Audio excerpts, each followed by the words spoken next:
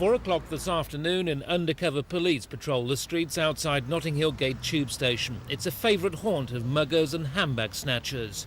The officers are part of a special robbery squad set up 4 weeks ago to combat rising street crime in the area, and so far arrests are up and muggings down. It's the sort of frontline police work that goes on every day throughout London to fight street robbery.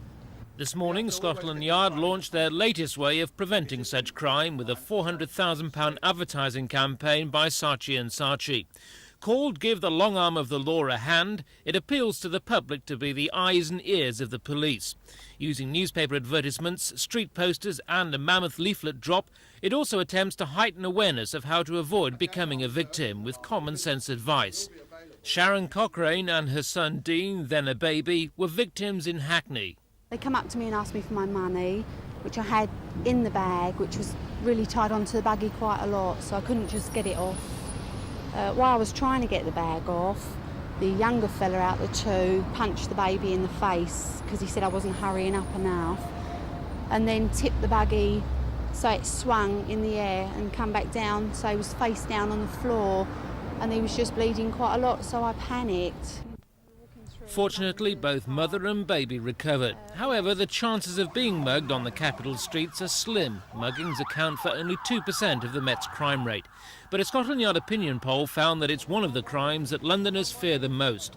60% of muggings happen in only 16 of the Met's 74 divisions, which is where the campaign is being targeted.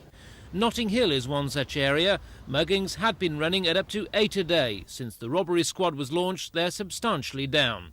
What we're looking at is trying to identify particular criminals, particular types of crime, the areas that crime occurs in and the times of day that it happens. And if we know all this information, we can direct our resources, our lads, to these particular areas and at these times, and hopefully we can make some sort of impression on it. So the police still rely on traditional coppering, but the Met are keen to dispel criticism that the money should have been spent on better policing rather than a fancy advertising campaign. Commissioner Sir Peter Imbert has authorised extra overtime so the campaign can be backed up with more officers on the beat. This is Ken Andrew in Notting Hill for Thames News.